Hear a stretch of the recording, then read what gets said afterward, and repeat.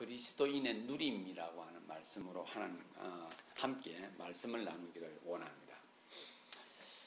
오늘 이 본문을 이렇게 보게 되면은 기뻐하라, 관용을 베풀라, 그리고는 염려하지 말고 기도하라 이렇게 나옵니다.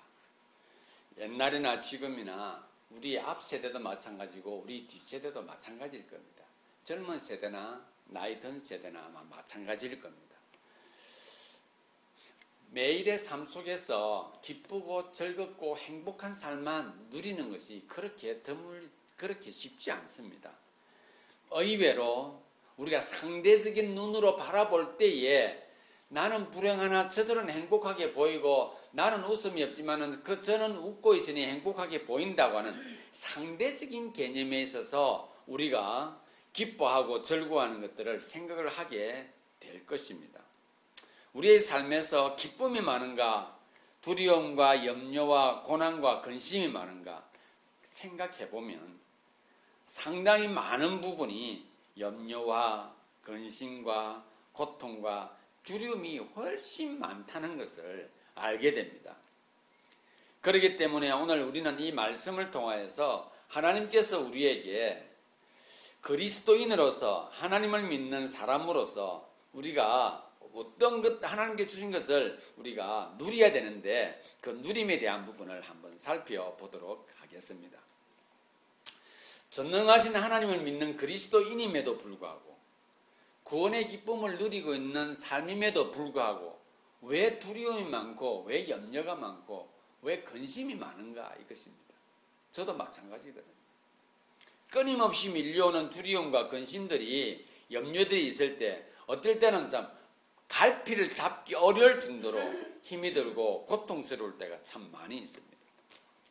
너희를 향한 나의 생각은 위로요 격려라라고 말씀하시며 안정이라고 말씀하십니다.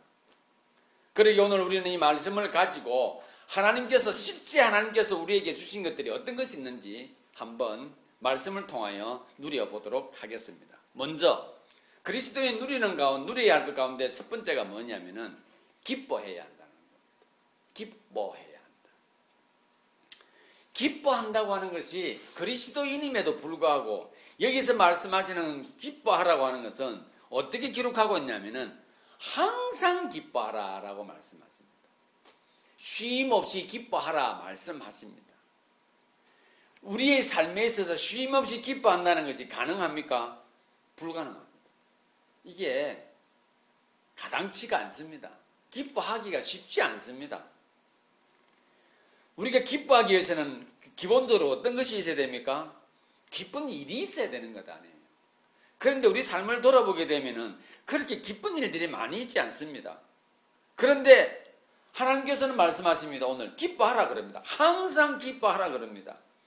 그런데 우리는 생각합니다. 억지로 할 수 있는 것 아니지 않습니까? 막 괴롭고 마음이 고통스럽고 두려움이 밀려오고 염려가 되는데 기뻐지는 것이 아니죠. 그리고 기뻐하는 것을 순종해서 되는 문제가 아닙니다. 우리도 알다시피 어떤 사람에게 그렇지 않는 것을 그러한 것처럼 표현하라고 할 때 그 말을 듣고 있는 그 사람은 억지로 그것을 하게 되죠. 어떻게 보면 힘에 굴복해서 하기도 하겠죠. 노예가 인정되어지던 시대에 정복자와 피정복자가 인정되어지던 시대에 우리들은 무엇을 경험합니까?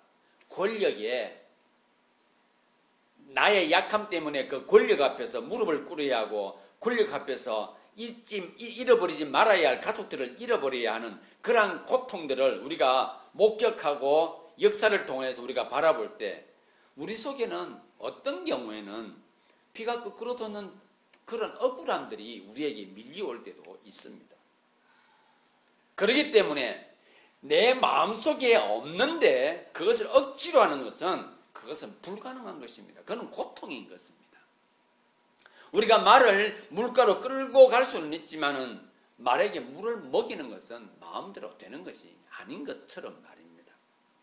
하나님께서 우리에게 오늘 이 본문 말씀으로 우리가 이 땅에서 살아가고 있는 모습을 아시는 하나님께서 오늘 우리를 말씀으로 끌고 왔습니다. 그리고는 이렇게 말씀하십니다. 항상 기뻐하라. 너희는 그리스도인이고 나의 자녀이니 항상 기뻐하라 할 그때에 우리는 말하는 겁니다. 하나님, 기쁨이 없는데요. 내 속에는 두려움밖에 염려밖에 없는데요. 내가 어떻게 기뻐할 수 있습니까? 하나님은 아시는 겁니다. 우리 마음을. 그러기에 하나님께서는 우리에게 고개를 숙이고 내 말대로 따라하지 않으면 너는 벌을 받을 것이야. 그렇게 말씀하시는 것이 아니라 내 안다입니다. 너가 기뻐할 수 없는 것을 내가 안다라고 말씀하시는 것입니다. 우리는 그것 앞에서 위로받아야 되고 격려받아야 되고 그러한 하나님 앞에서 우리는 평안을 누려야 하는 겁니다. 오늘 본문을 보게 되면은 모레 어떻게 항상 기뻐하라 하십니까? 주 안에서입니다. 주 안에서 기뻐하라 하시는 것입니다. 하나님께서 우리에게 이렇게 말하고 있습니다. 너희가 항상 기뻐하는 것이 내 자녀로서 너희가 당연히 해야 할 일이라 하시면서 너희는 기뻐하라 하십니다.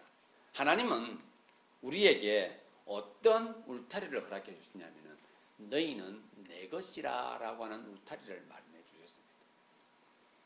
우리는 그 울타리를 어떻게 이해를 하고 있냐면은 그것을 바로 하나님의 나라이다 라고 이해를 하고 있는 겁니다. 하나님의 나라라고 하는 것은 어떤 것을 말합니까? 어떤 나라가 있으면은 그 나라가 가지고 있는 주권과 영토와 국민이 누릴 수 있는 범위를 말하는데 그 범위는 위정자가 힘을 발휘할 수 있는 권력을 행사할 수 있는 그 범위 내가 바로 그 나라인 것입니다. 하나님의 나라가 바로 무엇입니까? 하나님의 울타리는 바로 무엇입니까? 하나님의 통치 아래에 있는 범위를 말하는 것입니다. 사랑하는 지체 여러분, 하나님은 이 모든 것의 주인이지 않습니까? 이 모든 것의 창조주이십니다. 그렇기 때문에 우리는 하나님께서 이 모든 것 안에 너희가 있다라고 말하며 하나님은 우리에게 너희는 이 모든 것을 내가 만든 이 모든 것을 누릴 수 있다라고 말씀해 주시는 것입니다. 우리는 하나님의 나라 안에 있는 것입니다. 그렇기 때문에 오늘 말씀을 통하여서 하나님께서 우리에게 말씀하고 계십니다. 너희는 항상 기뻐하는데 어디서? 내가 만든 나의 나라 안에서, 주 안에서, 그리스도 안에서 너희는 항상 기뻐하라 말하고 있는 것입니다. 대부분의 사람들은 위기와 고난을 당했을 때 비슷한 반응을 하게 됩니다. 두렵다라는 거죠. 걱정을 하게 되는 겁니다. 위기와 고난은 어떤 경우에 많이 있습니까? 병이 든다든지, 갑자기 재산을 잃어버린다든지, 누군가 생명을 잃어버린다든지, 아니면 갑자기 다친다든지, 알 수 없는 어떤 것들에 의해서 내 모든 것을 잃어버리는 경우들이 있습니다. 그럴 때 반응하는 것은 다 비슷합니다. 사람이기 때문에 그렇습니다. 나에게 고통이 밀려오고 내가 다쳤고 내가 갑자기 큰 사고를 당했는데 그것이 나의 실제적인 문제인데 우리가 이렇게 말할 수 있겠습니까? 나는 하나님을 믿으니 괜찮아. 그것이 되지 않습니다. 그 고통은 실제적이고 아주 구체적으로 나에게 다가왔기 때문에 그렇습니다. 그런데 하나님께서 말씀하십니다. 내 안에서, 주 안에서 항상 기뻐할 것을 말씀하시고 하나님의 백성인 우리들은 그것을 당연히 누려야 한다라고 하나님 말씀하고 계십니다. 우리가 주 안에 있을 때는 언제를 말하는 것입니까? 그것은 바로 하나님께서 우리에게 주어진 시간과 환경을 통하여서 만들어지는 두려움을 극복하고 이겨내고 그 위기를 넘어서야 한다는 것을 말하고 있습니다. 어제 어떤 분과 대화를 하는 가운데 이런 것을 이야기를 했습니다. 강아지에게 이제 강아지 털을 이렇게 깎아야 된다고 합니다. 보통 일반인들은 하기가 어려우니까 강아지 센터로 패트 케어를 하는 곳으로 가서 강아지를 이제 해야 된다고 한답니다. 이렇게 털을 깎아줘야 된다고 한답니다. 그런데 강아지들은 그 가게 앞에 가게 되면은 몸을 막 떤답니다. 어떤 강아지는 오줌을 싸기도 하고 막 공포에 빠져든다고 합니다. 그런데 주인은 그것을 알고 있음에도 불구하고 안고 들어가서 그것을 그 종업원들에 맡기고는 떠난다고 합니다. 그런데 그 아이들은 들어가기 전까지는 두려워 떨고 그렇게 하다가 그들 앞에 가면은 그냥 순한 양처럼 그냥 바뀌어 버린다고 합니다. 그리고 일을 마치고 이제 그 아이가 이제 털을 다 깎고 나서 주인이 찾으러 갈 때까지 그 아이는 이게 두려움에 떨고 있다고 합니다. 이렇게 떨고 있다고 합니다. 그러다가 주인이 그 강아지를 딱 품에 안는 순간에 그동안 가지고 있던 모든 두려움을 어떻게 표현을 하냐면은 이제 내 주인이기 때문에 이제 내가 모든 두려움을 벗어났다고 하는 이제 내가 평안을 누렸다고 하는 표현을 어떻게 하냐면은 끽소리도 못하던 그가 주인이 품에 안기는 순간에 자기에게 기계를 갖다 댔던 사람 자기를 잡고 있던 그 사람들을 향해서 크게 그냥 이 기술 수 있는 힘을 다해서 짖는다고 한답니다. 하나님은 오늘 우리에게 말씀하시는 주 안에서라고 하는 것이 이와 비슷한 것 같습니다. 이와 비슷한 것 같습니다. 우리에게 어떤 두려움이 밀려오거나 어떤 일들로 인하여 끝나지 않을 것 같은 염려가 산재되어져 있는 그 환경 속에 있는 것을 하나님은 아십니다. 그러나 하나님께서는 그것을 어떻게 풀어가시는가 하는 것은 우리가 잘 알지 못합니다. 그러나 하나님께서 우리에게 말하기를 우리를 보시고 말하기를 네가 염려하고 걱정하고 두려워한다고 해서 그 문제가 사라지지 않는단다 말합니다. 그것이 갑자기 선으로 바뀌고 행복으로 바뀌지 않는다고 하나님은 말씀하고 계십니다. 내가 그것을 가지고 무엇을 하는가 하는 것은 너가 너무 그것에 고민하지 말고 그것에서 벗어나서 네가 해야 할 일은 그 모든 것을 나한테 맡기고 나한테 넘겨주고 너는 내가 그것을 어떻게 할 것인가를 기대하고 너는 나의 품에 안겨서 평안을 누리라라고 말씀하고 계시는 것입니다. 우리가 왜 기뻐해야 합니까? 주 안에 있기 때문에 우리는 기뻐해야 하는 것입니다. 이유는 무엇입니까? 하나님은 전지전능하시기 때문에 그렇습니다. 그렇기 때문에 우리는 그분 앞에서 우리는 하나님의 백성으로서 하나님께서 기뻐하라 하시기에 거기에서 우리는 기뻐할 수가 있는 겁니다. 마치 주인의 품에 안기는 순간에 두려움에서 벗어나서 자기가 할 수 있는 모든 표현을 마음껏 해야 되는 것처럼 말입니다. 그가 주인 품에 안겼다고 해서 자기의 두려움을 주던 게 사라졌습니까? 여전히 거기에 있습니다. 그러나 그는 이미 주인의 품에 안겼기에 그는 모든 두려움 속에서 벗어나 버린 겁니다. 염려 가운데서 벗어나 버리고 검신 가운데서 벗어나 버린 겁니다. 미물임에도 불구하고 그 주인의 품을 그리워하고 그 주인의 품이 자기를 가장 안전하게 보호해 준다는 것을 믿는다라는 것입니다. 하물며 우리의 주인이신 하나님께서 오늘 내 안다. 네가 어떤 경험이, 네가 어떤 고통이 있고 어떤 두려움이 있는 걸 내 안다. 그러나 너는 내 안에서 기뻐해라. 그것은 내가 어떻게 만들어가는 것을 네가 바라보고 너는 내 품 안에서 기뻐해야 할 것을 말씀하고 있는 것입니다. 마태복음 19장에 보게 되면은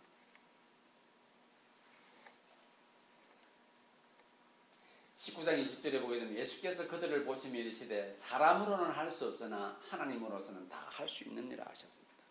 이게 무슨 말이냐면은 믿음 있는 자는 어떤 사람이 믿음 있는 자인가?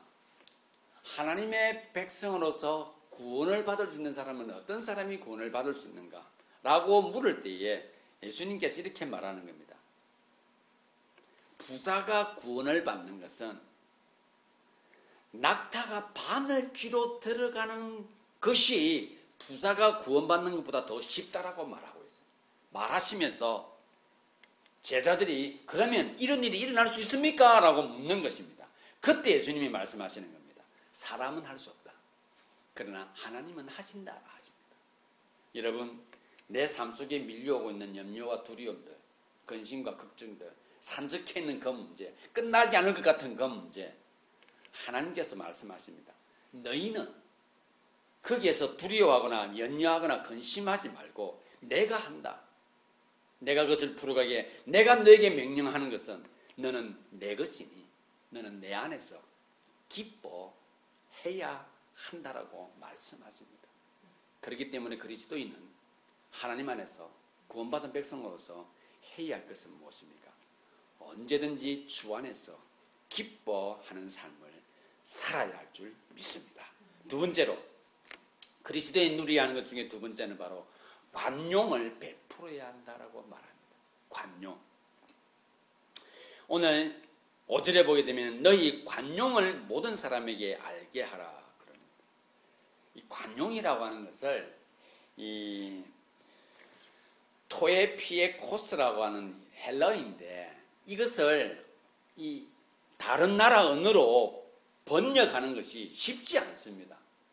이걸 우리 한국말로 말하면 한이라고 하는 단어를 영어로 번역할 수 있느냐? 쉽지 않습니다. 의리, 이걸 영어로 번역한 게 어떤 단어로 딱 정의할 수 있느냐? 없다라는 겁니다. 그게 한국말에 있어서 한, 의리 이런 것을 영어로 이게 막 트랜스레이트 하는 것이 쉽지 않다고 합니다. 다양한 형태로 해석이 되어지는 겁니다. 마찬가지로 이 관용이라고 하는 단어, 관용이라고 하는 이 헬라어로 적혀져 있는 본문의 단어 토에피에코스라고 하는 이 단어가 어떻게 번역되어야 될지는 모르는데 오늘 한국말에는 이 관용이라고 이렇게 적혀져 있습니다. 그러면 예수님께서 이것을 바울에게 주면서 이 단어를 사용할 때 예수님은 어떤 마음으로 이것을 가지고 사용하게 했는가? 그걸 제가 한번 가지고 있는 언어를 내용의 뜻을 가지고 한번 말씀해 드리겠습니다. 이게 이 토에피에코스라고 하는 이 원어적인 헬라어 관용이라고 하는 우리나라 말로는 관용인데 헬라어로 이 말이 가지고 있는 내용이 포함하는 의미는 이렇게 많습니다. 양보하다, 점잖다, 친절하다, 합리적이다, 은혜스럽다, 온화하다, 관대하다, 참을성이 있다, 온전하다, 뭐 이런 다양한 뜻이 그 속에 내포되어 있습니다. 그러니 이것을 어느 한 단어로 표현할 수 있겠습니까? 없다라는 겁니다. 그러면 이것을 어떤 단어로 표현하기보다는 이 단어가 가지고 있는 전체 포함되어 있는 단어를 다 가지고 와서 한번 이러한 것이다라고 제가 풀어보았습니다. 그 내용이 이렇게 되는 겁니다. 개인적인 내가 가지고 있는 권리를 양보하면서 기꺼이 상대방을 유순한 마음으로 내 권리를 다 양보하고 기꺼이 상대방을 유순한 마음으로 받아들이는 태도 또는 친절을 베푸는 행위가 바로 관용이라는 겁니다. 그리스도인은 관용을 베풀어야 합니다. 그리스도인은 내가 가지고 있는 권리를 양보하면서 기꺼이 상대방을 유순한 마음으로 받아들이고 그에게 친절을 베풀어야 하는 것이 바로 그리스도인들이 누려야 할 두 번째 항목인 것입니다. 이게 관용이라는 것입니다. 한마디로 네가 가지고 있는 마음을 마음껏 풀어라라고 하는 것입니다. 여러분, 이 마음껏 푸는데 내 마음속에 기쁨이 없고서 되겠습니까? 내 마음에 즐거움이 없고서 되겠습니까? 내 마음에 안정감이 없이 관용이 베풀어지겠습니까? 내 마음에 풍요로움이 없는데 온전하고 내 가진 권리가 확인이라도 되어지겠습니까? 내가 염려와 근심이 가득하다고 하면은 내가 가진 권리는 무엇이라고 생각하겠습니까? 원수받는 것이라고 생각하지 않겠습니까? 그래서 하나님께서는 먼저 그리스도인 누려야 할 첫 번째는 기뻐해야 된다. 두 번째는 관용을 베풀어야 한다라고 말하고 있습니다. 관용을 베푸는 것은 한마디로 말하면 너희 마음을 마음껏 풀어주어라 이 말입니다. 네 마음속에 있는 모든 것을 마음껏 풀어주어라, 나누어 주어라 이 말인 것입니다. 이걸 누구에게요? 모든 사람입니다. 여기에서 모든이라고 하는 것은 마태복음 5장 44절에 나와 있는 원수까지도 포함하고 있습니다. 모든 사람을 대상으로 너는 마음을 기쁘게 이겨 그 마음속에 있는 그 우러나오는 그 기쁨으로 내 것을 양보하고 기꺼이 상대방에게 친절을 베풀고 그들을 받아들이는 태도, 이것을 가져라라고 말씀하고 있습니다. 사랑하는 지체 여러분, 왜 우리에게 관용하라 말씀하십니까? 이유는 바로 5절 마지막 부분에 나와 있습니다. 주께서 가까우시기 때문에 그렇습니다. 주님께서 가까우시기 때문에 그렇습니다. 곧 오시기 때문에 그랬을 뿐만 아니라 그 하나님은, 그 주님은 늘 나와 동행하고 계시기 때문에 그렇습니다. 그렇기 때문에 우리는 그리스도인에서 누려야 할 첫 번째는 항상 기뻐하는 삶을 살아야 되며, 두 번째는 모든 사람에게 나의 마음을 기꺼이 나누어 주는 삶을 살아야 합니다. 세 번째로 우리에게 그리스도인으로서 하나님의 백성으로서 누릴 세 번째는 바로 무엇이냐? 바로 기도하는 것입니다. 기도하는 것입니다. 우리가 누릴 수 있는 겁니다. 그런데 이 기도라고 하는 것을 말씀하시면서 6절에 이렇게 먼저 선행되어져 있는 단어가 나옵니다. 아무것도 염려하지 말고 라고 말합니다. 염려하지 말고 기도해라라고 합니다. 기도라고 하는 것은 염려되어지면 기도가 안 됩니다. 염려라고 하는 것은 제가 자주 말씀을 드리는 겁니다. 염려는 마음이 두 개로 나뉘어지는 것을 말합니다. 기도가 되겠습니까? 기도가 안 되는 거죠. 화가 나는데 기도가 되어집니까? 쉽지 않겠죠. 염려라고 하는 것은 무엇입니까? 염려라고 하는 것. 정말 안타깝게도 우리가 인생을 살아가면서 매번 경험하는데 염려라고 하는 것은 아무짝에도 쓸모없는 거예요. 이게 음식으로 치면은 먹어도 맛도 없고 먹어봤자 배도 부르지도 않고, 그러니 찾기도 싫은 거예요. 그런데도 이 염려는 어떻게 그렇게 내 입에 혀처럼 내 손에 마치 송금처럼 끊임없이 나하고 붙어 있는 거예요. 내가 안 잡으려고 해도 어느 순간인가 내 마음을 휘감아 버리고 내 눈을 멀게 해버리고 내 귀를 닫아버리는 일을 이 염려가 하고 있습니다.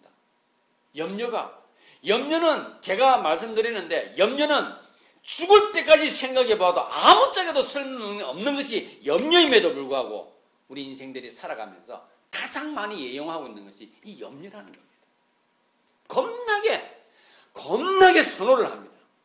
염려를 사라라고 하면 아무도 사지 않을 것인데, 그런데 대놓고 염려를 갖다가 구매하는 사람이 누굽니까? 우리입니다. 우리입니다. 이 염려는 누가 팔려고도 하지 않을 것임에도 불구하고 우리는 억지로라도 그것을 자기 것으로 만들려고 합니다. 억지로. 그래서 앉으나 서나 자나 깨나 못하고 있느냐, 염려하는 우리의 모습을 보면서 우리는 고통 가운데 도대체 이것이 무언가, 그것에 대해 고민하지 않습니다. 그 염려를 그냥 품고 삽니다. 문을 열어도 품고 살고, 들어와도 품고 살고, 이불 속에 들어가도 품고 살고, 이불 속에 나와도 또 품고 살고, 밥을 먹어도 품고 살고, 밥을 먹지 않아도 품고 사는 이 염려라고 하는 것이 정말 우리 인생들이 가장 많이 애용하고 즐겨 찾는 상품인 것 같습니다. 그런데 오늘 본문에 이렇게 말하고 있습니다. 염려하지 말고라고 하는 이 단어는, 이 염려하지 말고라고 원어적인 의미는 뭐냐면은 이렇게 염려 당장 멈춰, 이렇게 지금 멈춰라고 하시는 겁니다. 듣는 순간에 말씀하십니다. 하나님께서 염려 멈춰, 염려하지 말고 이렇게 하는 것이 아니라 염려 멈춰, 이렇게 말하는 것입니다.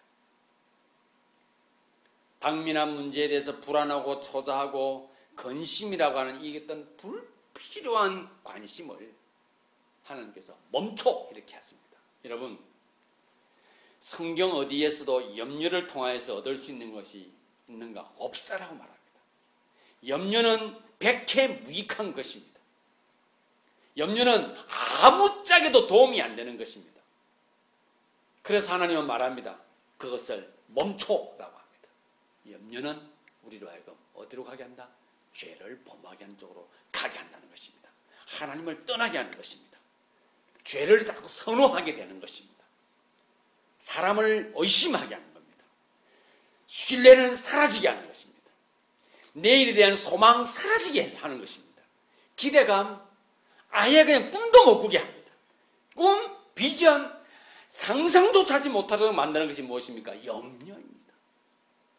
우리는 꿈이나 비전이나 소망이나 기대감은 얼마나 우리에게 유익을 줍니까? 여러분, 어떤 것을 소망 한번 해보십시오. 어떤 것을 기대 한번 해보십시오. 내 마음속에서 즐거움이 샘솟습니다. 사랑하는 사람을 만날 것을 기대 한번 해보십시오. 내 사랑하는 자녀들이 대학에 합격하고 나서 첫 학기를 타는 것을, 가방을 메고 가는 것을, 첫 대학 등교하는 것을 여러분 한번 상상을 한번 해보십시오. 병이 들었다가 그것을 나을 만들어지는 그 행복감이라는 것은 어떤가 하는 것 한번 생각해 보시기를 바랍니다. 소망이지 않습니까? 기대감이지 않습니까? 그런 것들은 우리를 더 풍요롭게 만들어줍니다. 여유있게 만들어주는 것이죠. 그래서 불안, 초조, 당면한 문제 속에서 불안하고 초조하고 근심이라고 하는 이러한 불필요한, 이게 다 관심인 겁니다. 불필요한 관심이에요. 당면한 문제 앞에서 왜 불안을 먼저 하고, 왜 근심을 먼저 하고, 왜 초조를 먼저 그런 관심을 가지고 그 문제 속으로 들어가느냐 하는 것을 말씀하고 있습니다. 주님께서 오늘 말하기를 멈춰라고 하십니다. 당면한 문제가 있느냐, 네 속에서 일어나려고 하는 그 모든 것을 아예 싹부터 잘라버려라고 말하고 있습니다. 그리고는 이렇게 말씀하십니다. 기도하라라고 합니다. 여기서 기도라고 하는 단어 한마디만 나오는 것이 아니라 기도와 간구로 이렇게 말하고 있습니다. 여기서 사용되는 기도라고 하는 건 프로스퀘라고 하는 것인데, 이 하나님을 향하여서 기도하는 사람이 하나님을 정적으로 향한다라고 하는 의미로 프로스퀘라고 하는 단어를 사용했습니다. 여기서 모든 일의 기도, 모든 일에 정적으로 하나님을 향할 뿐만 아니라 간구라고 하는 데세이라고 하는 이 단어는 어떤 것을 말하고 있냐면은 필요한 것을 줄 수 있는 분은 오직 하나님 한 분밖에 없다라고 하는 분명한 믿음을 가지고 나아가고 있는 이런 것을 의미합니다. 그렇기 때문에 나한테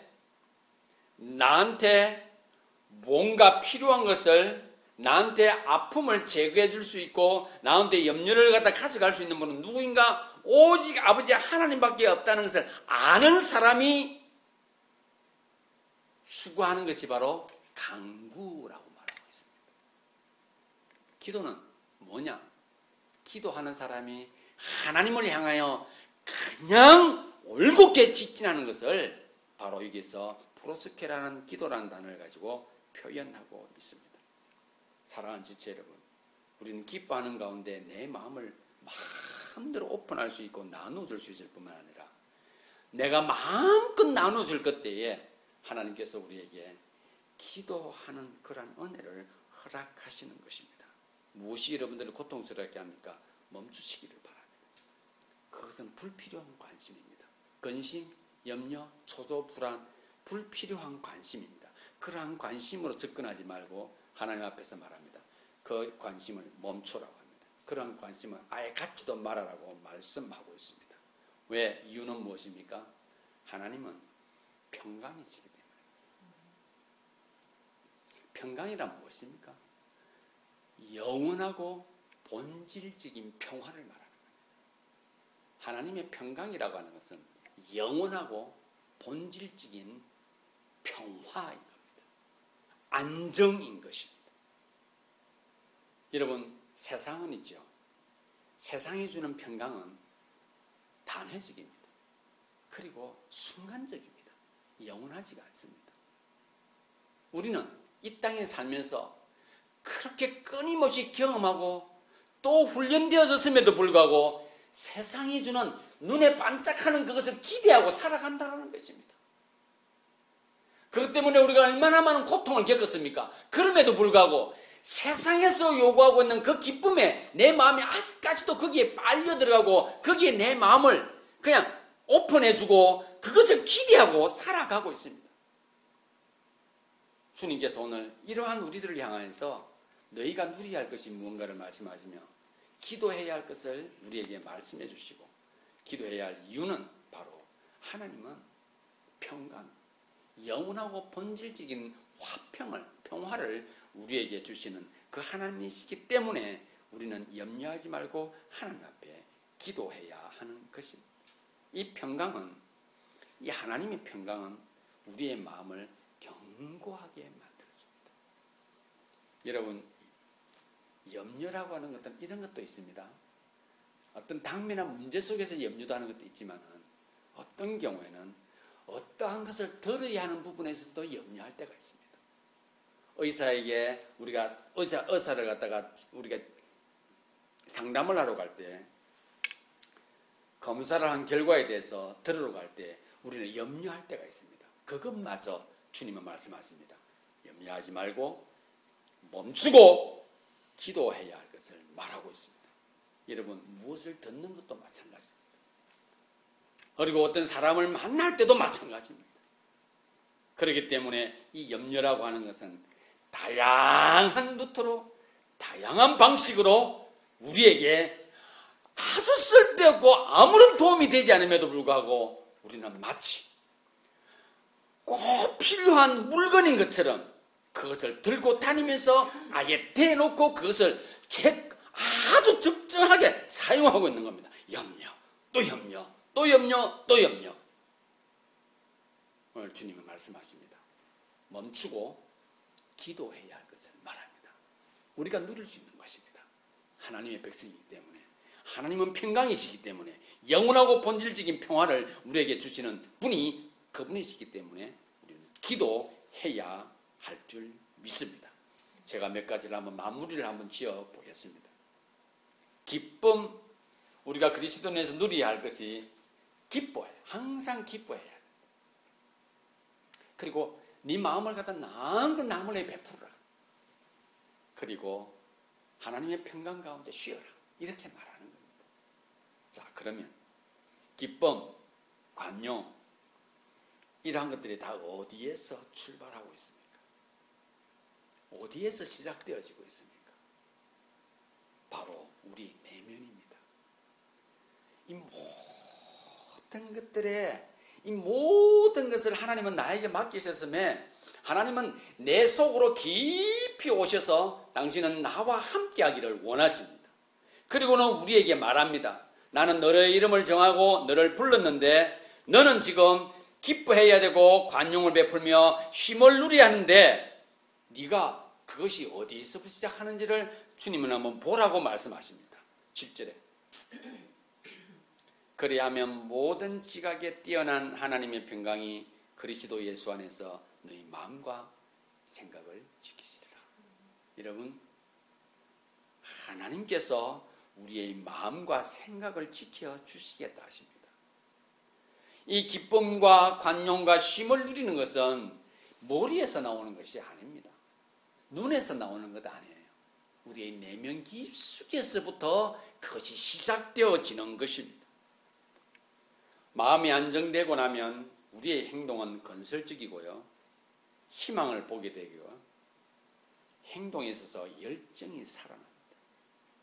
마음이 안정되면요. 이 마음을 지켜주시는 분이 누구시라고요? 전능하신 하나님이시라고 말씀하십니다. 오늘 이 본문에 나와 있는 아무것도 염려하지 말고 모든 일에 기도와 간구로 너희 구할 것을 감사함으로 하나님께 아뢰라. 그렇게 하면 너희가 그렇게 하면 모든 지각에 뛰어난 하나님의 평강이 그리스도 예수 안에서 너희 마음과 생각을 뭐한다? 지키신다 그랬습니다. 여기서 지키신다는 말이 뭐냐 하는 겁니다. 지킨다는 말이 뭐냐 하는 겁니다. 이것은 바로 하나님이 우리의 마음에 보초가 되어 주시겠다 하십니다. 지키신다는 것은 무엇이냐? 하나님께서 그 가운데 우리의 마음에 보초를 쓰시고는 우리가 마음을 가장 평안하고 본질적이고 영원한 그 안정감 속에서 하나님의 것을 누릴 수 있도록 하나님께서 지켜주신다고 보초를 써주시겠다고 약속하고 계십니다. 그렇기 때문에 우리는 이것을 발견하는 것을 뭐라고 합니까? 그것을 은혜라고 말합니다. 그리고는 이것을 우리가 어떻게 표현합니까? 어떻게 드러냅니까? 동행한다라고 표현을 하는 것입니다. 사랑하는 지체 여러분, 은혜는 우리 마음속으로 전달되지는 하나님의 복입니다. 동행은 무엇입니까? 그 속에서 끌어내어지는 나의 표현들인 것입니다. 사랑하는 지체 여러분, 우리가 그리스도인에서 누려야 할 것들이 무엇입니까? 주 안에서 항상 기뻐하고 그리고 모든 사람에게 내 마음을 베풀어주고 그런 가운데 쉼을 누리는 것이 우리가 누리는 그리스도인에서 누리는 은혜인 것입니다. 결론을 맺겠습니다. 우리는 세상에서 자신이 하나님의 자녀 그리스도인 것을 알고 있습니다. 중요한 것은 그리스도인이기에 누려야 할 것이 무언가를 기억하시기를 바랍니다. 세상이 누리고자 하는 것은 순간적이고 단회적이고 그리고 너무 자주 사라져버립니다. 마치 신기루처럼요. 하지만 그리스도 안에서 하나님의 은혜 안에서 하나님의 울타리 안에서 누리는 것은 영원하고 본질적인 것입니다. 그러기에 이 누리는 것을 위하여서 우리는 무엇보다도 가장 영양가 없는 염려라고 하는 이 상품을 여러분 더 이상 내 손에서 붙잡지 마시기를 바랍니다. 어디에서 출발하는 것입니까? 바로 하나님께서는 우리 마음에서 이것이 출발한다고 말씀하시며 내가 너의 마음을 내가 지켜주리라. 굳건히 지켜주리라. 그러니 너는 마음껏 기뻐하고 마음껏 마음을 베풀고 마음껏 쉬기를 바란다라고 주님께서 우리에게 말씀하고 계십니다. 오늘 주신 말씀 기억하고 하나님의 백성으로서 하나님의 자녀로서 하나님께서 누리는 크고 놀라운 것들을 간직하고 그것을 베푸는 가운데 누리는 가운데 승리하는 삶을 살아가는 저와 여러분들 될 수 있기를 바랍니다.